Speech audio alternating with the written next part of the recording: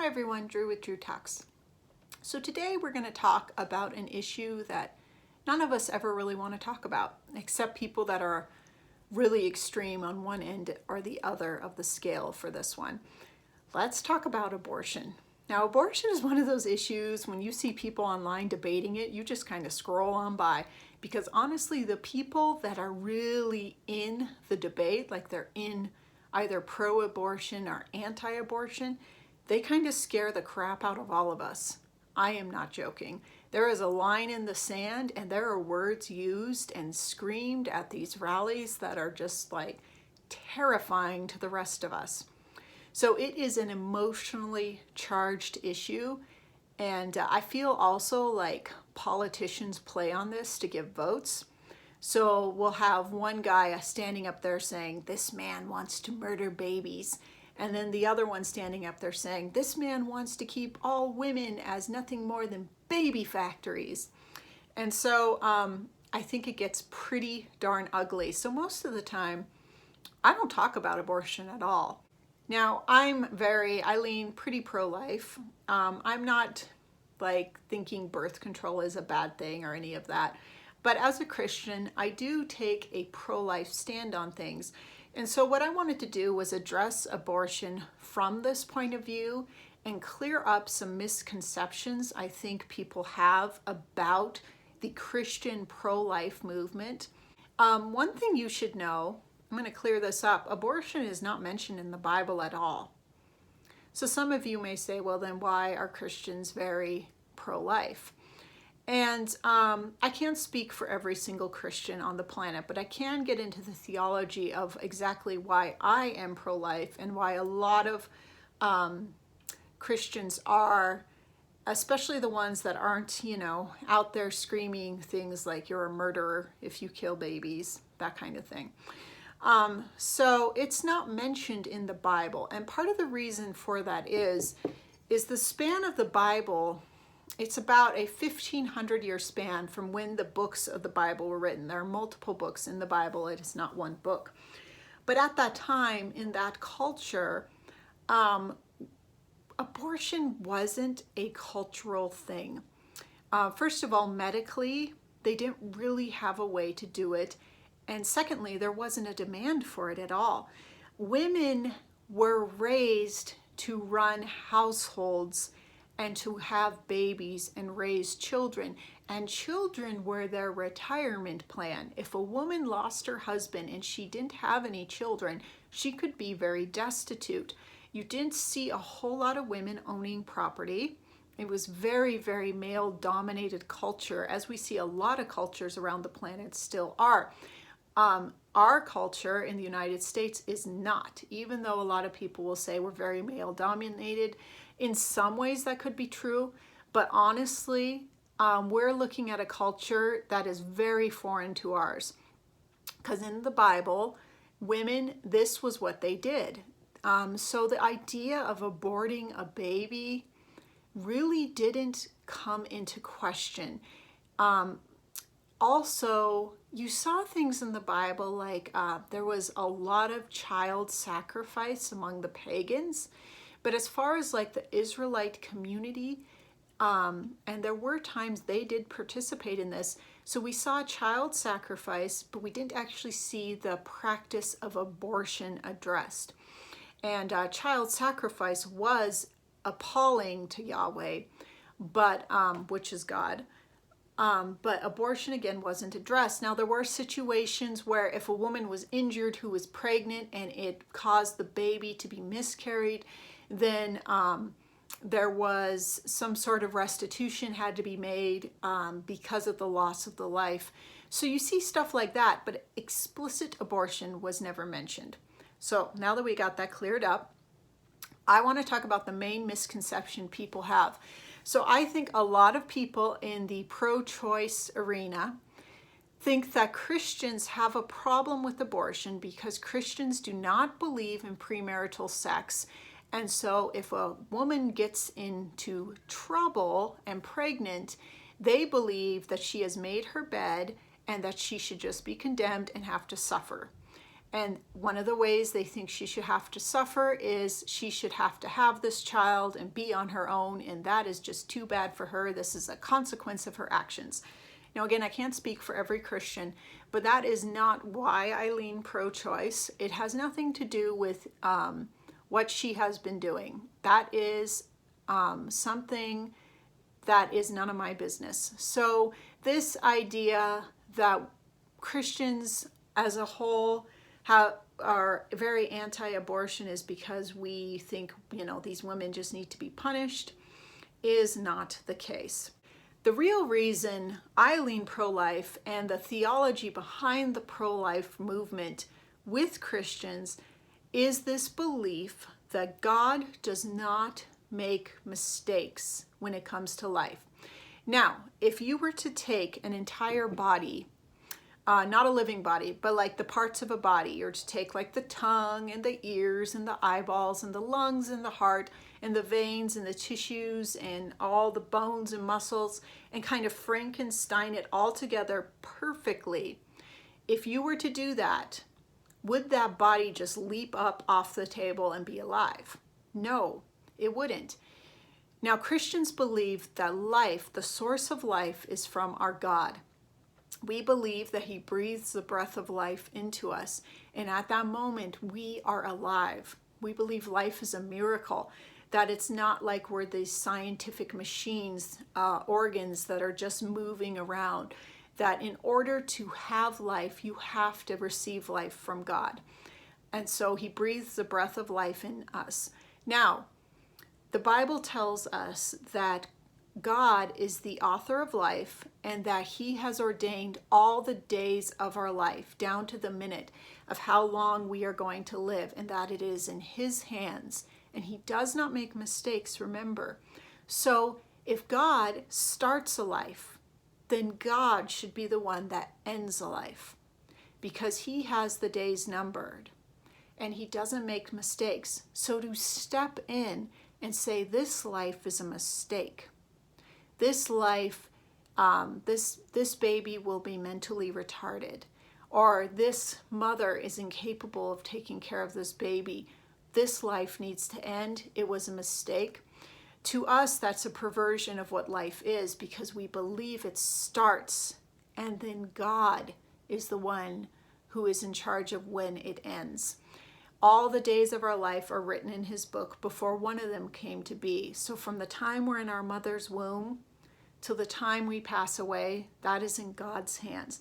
That is the theology of why Christians stand against abortion. We do not believe in mistakes. It does not have to do with condemning someone because they had sex. That's not what it's about. It's about God decided in this moment that this life should start, and he has a plan and a purpose. We as people cannot see the future. We can only guess. I don't know what's going to happen in the next second, but God does.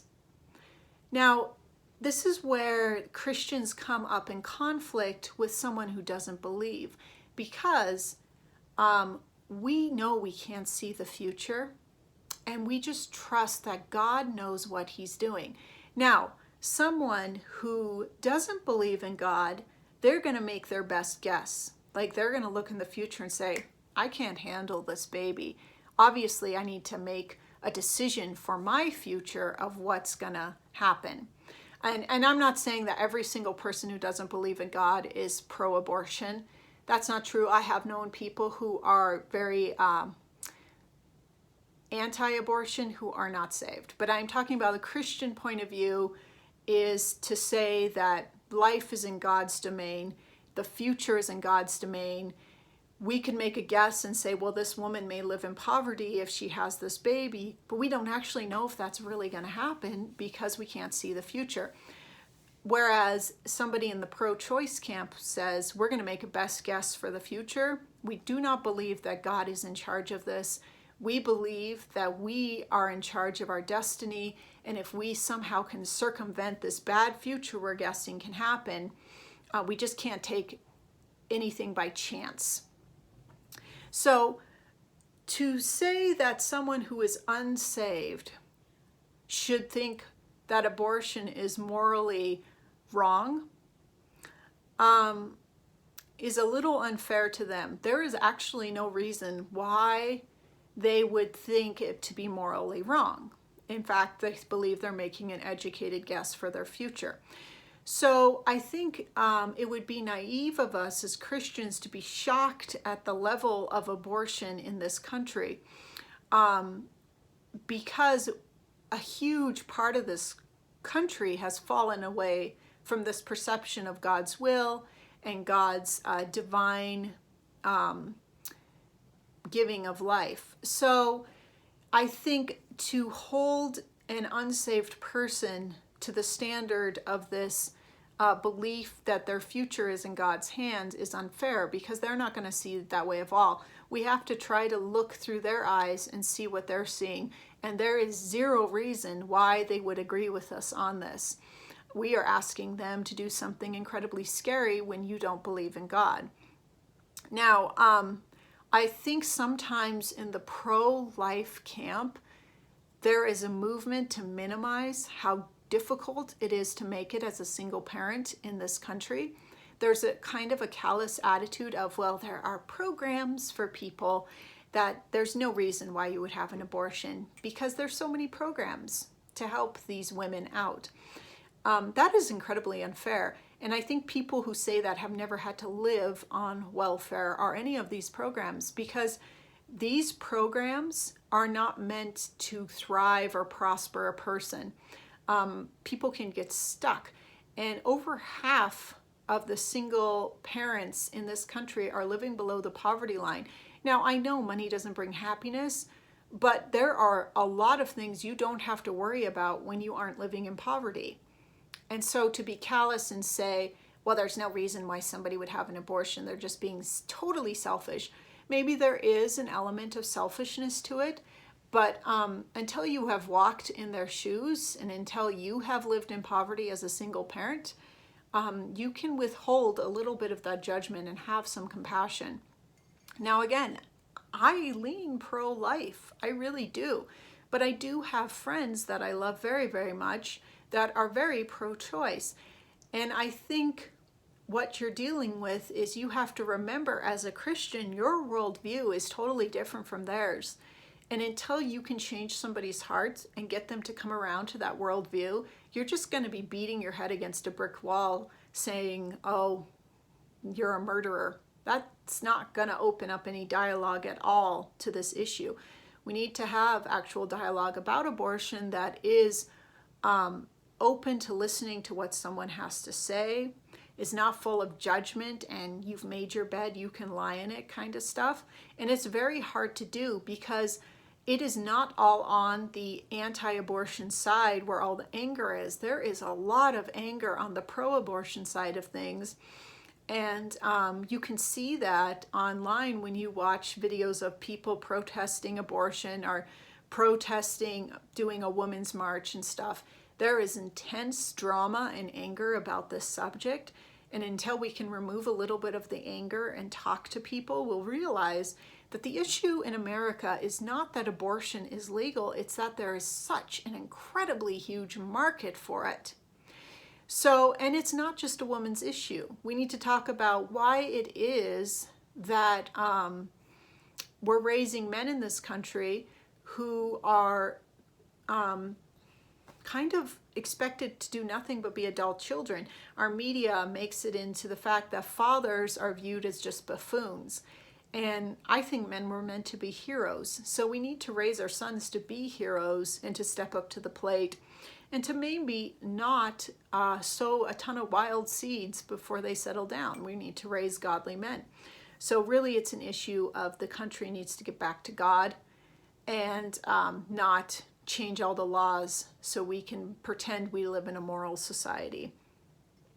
Now, I want to finish with this one argument. I have had people tell me, if Christians think life is sacred and begins and ends on God's time schedule, how can a Christian stand for the death penalty? And I think it's a fair question. I've had a lot of conservative evangelicals say, well, that's different because that person sinned. I haven't quite made up my mind about the death penalty, but I do not like the idea that we as humans are determining when that life ends. Even if that person has done something awful, yes, incarceration, all that stuff, but do we ever have the right to end a life, or is that God's domain? If God ordains that that man who committed that crime or that woman that committed that heinous crime lives for 30 more years, is that any of our business? Maybe life in prison, but I don't know. I am starting to lean further away from being pro-death penalty, and the reason is I like my beliefs to be consistent. And if I'm going to say for pro-life reasons that God starts life, he doesn't make mistakes ever from birth all the way up to the end of life. There are no mistakes made. Do I have the right to take it in my hands and end that life with the death penalty? It's an interesting question, and I think it's a fair point. So anyway, I'll leave you to mull that over. Go ahead and leave a comment, like or dislike, subscribe, and I will see you next time. Thanks, everyone.